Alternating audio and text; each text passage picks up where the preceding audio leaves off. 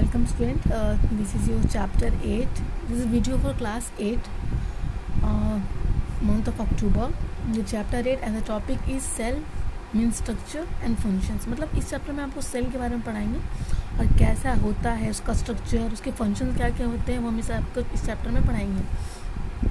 तो स्टार्ट करते हैं. A cell is the basic unit of structure and functions in all living beings. It is the smallest part of the body of an individual. Every part of a plant or an animal is made up of hundreds of thousands of cells. In fact, cells may be compared to bricks in a building as bricks are arranged to make a building. Similarly, cells are arranged to make the body of an individual. In the living world, the cells are organized into tissues, tissues into organs, organs into organ system, and finally, the proper organization of organ and organ system makes the individual. यहाँ पर ये बोल रहा है कि जो cell जो है वो एक बेसिक यूनिट है, स्ट्रक्चर और फंक्शन है सारे लिविंग बींग्स में. ये सबसे स्मॉलेस्ट पार्ट्स कहा जाता है बॉडी का. ठीक है, जितनी भी प्लांट्स और एनिमल्स के एवरी पार्ट्स हैं वो हंड्रेड्स और थाउजेंड सेल से मिलकर बने हुए हैं. इनफैक्ट सेल्स को तो जिस तरह बिल्डिंग्स में ब्रिक्स होते हैं ना, वैसे ही इसको कंपेयर किया जाता है कि जिस तरह एक बिल्डिंग को बनाने में ब्रिक्स को अरेंज किया जाता है, सिमिलरली सेल्स को भी अरेंज किया जाता है ताकि वो एक इंडिविजुअल बॉडी बना सके. तो इन पूरे लिविंग वर्ल्ड में सेल को ऑर्गेनाइज किया गया है कुछ इस तरह. सेल से बना टिश्यू, टिश्यू से ऑर्गेन्स और ऑर्गन से organ system and then finally it makes a individual. ठीक है, अब यहाँ पर टॉपिक है कि डिस्कवरी ऑफ सेल, मतलब आविष्कार कैसे हुआ, कौन आविष्कार किया, कब किया. तो cell were discovered by an English scientist Robert Hooke in 1665. He observed a very thin slice of cork under his microscope. He saw that the slice of cork was made of a large number of tiny box-like compartments, like a honeycomb. He termed this compartment as cells. तो ये जो sales है वो English scientist थे Robert Hooke, उन्होंने 1665 में discover किया था. उन्होंने अपने माइक्रोस्कोप में ये ऑब्जर्व किया कि ये काफ़ी थिन स्लाइस हनी कॉम्ब, मतलब कि जो मधुमक्खी का जो कॉम्ब होता है उसकी तरह देखा गया. तो इसको उन्होंने सेल्स के नाम पे रखा गया. उसके बाद एंटन वैन लीeuwenhoek जो थे 1674 में ऑब्जर्व किया कि सिंगल सेल ऑर्गेनिज्म जो है कि rain water protozoans bacteria hydra की तरह दिखता है और ये लिविंग सेल्स बिल्कुल ब्लड सेल्स और स्पर्म सेल्स की तरह मैन का दिखता है. फिर डिटेल स्ट्रक्चर सेल्स का फंक्शंस का कुछ वेरियस पार्ट्स में है जिनको अलग अलग टाइप से डिस्कवर किया गया माइक्रोस्कोप के द्वारा. तो सेल का थ्योरी क्या है. 1838 में the German biologist Matthias Schleiden और Theodor Schwann put forward the cell theory. तो उन्होंने क्या कहा थ्योरी में, उन्होंने कहा कि cells are the structure and functional units of living organisms. New cells are formed by the division of pre existing cells. तो चलिए जानते हैं कि कुछ दो एक्टिविटीज़ ऐसे जिनसे प्लांट्स और एनिमल सेल्स को पढ़ा गया. तो यहाँ पे जो दो है एक्टिविटीज़ को आप लोग पढ़ोगे तो आप लोग को पता चल जाएगा कि कैसे होता है. ठीक है, लेकिन अभी हम आपको टॉपिक पढ़ाएंगे कि यूनिसेल्युलर और मल्टीसेल्युलर ऑर्गेनिज्म्स क्या होते हैं. तो organisms that are made of a single cell are called unicellular organisms. The single cell of the organism performs all the functions of life such as digestion, respiration, movement, excretion and reproduction.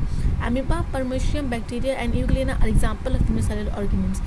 वैसे organisms जो सिर्फ एक single cell से मिलके बने हुए होते हैं उन्हें कहते हैं यूनिसेल्युलर ऑर्गेनिम्स. ये सिंगल सेल ऑर्गेनिज्म परफॉर्म करते हैं सारे फंक्शंस जैसे कि डाइजेशन में हो गया, रेस्पिरेशन में हो गया, मूवमेंट में हो गया, एक्सक्रीशन में हो गया, रिप्रोडक्शन में हो गया. ठीक है, एमीबा, पैरामेशियम, बैक्टीरिया और इग्लोना ये एग्जाम्पल्स हैं यूनिसेल्युलर ऑर्गेनिम्स के. उसके बाद है कि वैसे organisms that are made of many cells, जो कि बहुत सारे सेल्स से मिलकर बने हुए रहते हैं, उन्हें कहते हैं मल्टीसेल्युलर ऑर्गेनिम्स. तो मल्टीसेल्युलर ऑर्गेनिम्स बहुत सारे कंटेन्स इनके बिलियंस ऑफ सेल कंटेन करते हैं. अपने आसपास आप जितने भी प्लांट्स और एनिमल्स देख रहे हो वो सारे बहुत से सारे सेल से मिलकर बने हुए रहते हैं. तो मल्टीसेल्युलर ऑर्गेनिम्स जो होते हैं वो स्टार्ट होते हैं, उनका एक लाइफ होता है जैसे कि सिंगल सेल, उनको जाइगोट कहा जाता है. ये जैसे डिवाइड हो जाता है और डिवाइड होकर के एक कंप्लीट ऑर्गेनिम्स बना देता है. तो लोअर लेवल ऑर्गेनाइजेशन का मल्टीसेल्युलर ऑर्गेनिम्स कुछ इस तरह है, like cell to tissue, tissue to organs, organ to organ system and then organisms. अब शेप और साइज क्या है सेल्स के.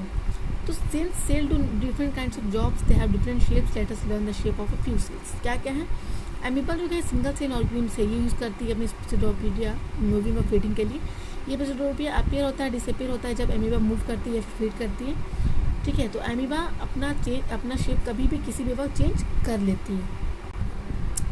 ये वाइट ब्लड सेल WBC जो ह्यूमन ब्लड में वो भी चेंज होता है शेप. कुछ मसल सेल्स होते हैं जिनको स्पिंडल शेप्स कहा जाता है पॉइंटेड एंड के साथ. नर्व सेल्स और न्यूरॉन्स वेरी लॉन्ग ब्रांच्ड होते हैं, ये कैरी करते हैं मैसेजेस हेल्पिंग करते हैं कंट्रोल कोऑर्डिनेट करने के लिए different parts of the body का, ठीक है। Size of the cells also varies considerably in different living organisms. Smallest cells जैसे कि 0.1 से 0.15 माइक्रोन यू तक, ठीक है। लॉन्गेस्ट कम से कम 1 मीटर तक हो सकता है। तो एवरेज जो सेल्स का साइज़ होता है वो होता है 0.5 यू टू 20 यू तक डायमीटर का। हमारी बॉडी में ब्लड सेल्स सबसे स्मॉलेस्ट और नर्व सेल्स में सबसे लार्जेस्ट लॉन्गेस्ट सेल पाए जाते हैं। हमारे जो रेड ब्लड सेल्स है वो 7 यू डायमीटर का है। किडनी में जो लिवर सेल्स है वो इतना टू इतना है। नर्व सेल जो है मोर देन 1 मीटर लॉन्ग है। ऑस्ट्रिच का जो अंडा है वो 7 सेंटीमीटर डायमीटर है। और यूनिसेलुलर एल्गे जो है एक्टिव बुलेरिया वो कम से कम 10 सेंटीमीटर लॉन्ग होता है। तो सेल का जो साइज़ होता है उनका कोई रिलेशन नहीं होता है उनकी कि उनके एनिमल्स का साइज़ या प्लांट्स के साइज़ का बॉडी कैसा हो, ठीक है। ये इसका मतलब है कि सेल्स जो है वो एलिफेंट और व्हेल की तरह बड़े नहीं होते या फिर आदमी और कैट की तरह छोटे नहीं होते। अब यहाँ पर है सेल्स के स्ट्रक्चर्स और फंक्शंस। तो बेसिक कंपोनेंट सेल्स और सेल मेम्ब्रेन का है साइटोप्लाज्म, न्यूक्लियस। सेल मेम्ब्रेन क्या होता है? सेल मेम्ब्रेन को प्लाज्मा मेम्ब्रेन भी कहते हैं। ये आउटरमोस्ट कवरिंग होता है सेल का। ये परफॉर्म बहुत से फंक्शंस करता है, जैसे कि ये शेप्स देता है सेल को, ऑल्सो प्रोटेक्ट करता है inner contents of the cell का। इसमें पोर्स होते हैं जो कि अलाउ करते हैं मूवमेंट सब्सटेंसेस मटेरियल्स का बोथ इनवर्ड और आउटवर्ड। एडिशंस में कहा जाता है कि सेल मेम्ब्रेन प्लांट्स को सेल्स ऑल्सो प्रोसेस और रिगेट सेल वॉल को सेल मेम्ब्रेन कहा जाता है। ये एडिशनल लेयर प्रोटेक्ट करता है प्लांट सेल को पोजीशन और temperature, high wind speed, humidity सब के अगेंस्ट। साइटोप्लाज्म क्या? साइटोप्लाज्म एक जेली लाइक सब्सटेंस है जो कि प्रेजेंट होता है बिटवीन सेल मेम्ब्रेन और न्यूक्लियस में। तो अदर कंपोनेंट जो कि ऑर्गेनेल्स होते हैं सेल में जो प्रेजेंट होता है साइटोप्लाज्म में, ये mitochondria, Golgi bodies, ribosomes, lysosomes etcetera, इनके बारे में होगा। इनके बारे में आप डीपली अगले क्लास में जानोगे। न्यूक्लियस क्या एक इंपॉर्टेंट कंपोनेंट है सेल का। ये यूजुअली स्फेरिकल शेप में होता है जो कि सेंटर में होता है सेल का। ये लिक्विड होता है इनमें जिनको बोलते हैं न्यूक्लियर प्लाज्म।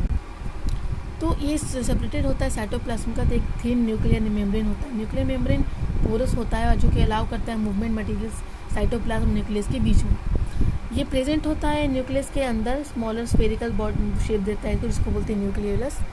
ऑल्सो ये प्रेजेंट होता है न्यूक्लियस में जो कि थ्रेड लाइक स्ट्रक्चर होते हैं, इनको क्रोमोसोम्स कहा जाता है। ये कैरी करता है जीन्स जो कि सारी इन्फॉर्मेशन ज़रूरत होती है उसको सेल्स में फंक्शन करने के लिए, रिप्रोड्यूस करने के लिए, नेक्स्ट जनरेशन के लिए। तो जीन्स रिस्पॉन्सिबल होते हैं इनहेरिटेंस के लिए, मतलब कि ट्रांसफ़र करते हैं कैरेक्टरिस्टिक्स पेरेंट से ऑफस्प्रिंग तक। न्यूक्लियस जो है वो कंट्रोल करता है सेल, कंट्रोल सेंटर होता है सेल का। ये डायरेक्ट ग्रोथ होता है सेल में, कंट्रोल करता है सारे एक्टिविटीज़ जो कि हमारे सेल में होते हैं। और ये कंपेयर भी किया जाता है एनिमल्स के ब्रेन के साथ। तो इंटायर कंटेंट जो लिविंग सेल के होते हैं उन्हें प्रोटोप्लाज्म कहा जाता है। ये इंक्लूड करते हैं साइटोप्लाज्म और न्यूक्लियस, जो कि प्रोटोप्लाज्म को कभी कभी living substance of the cell भी कहा जाता है। ठीक है, लास्ट टॉपिक जो हमारा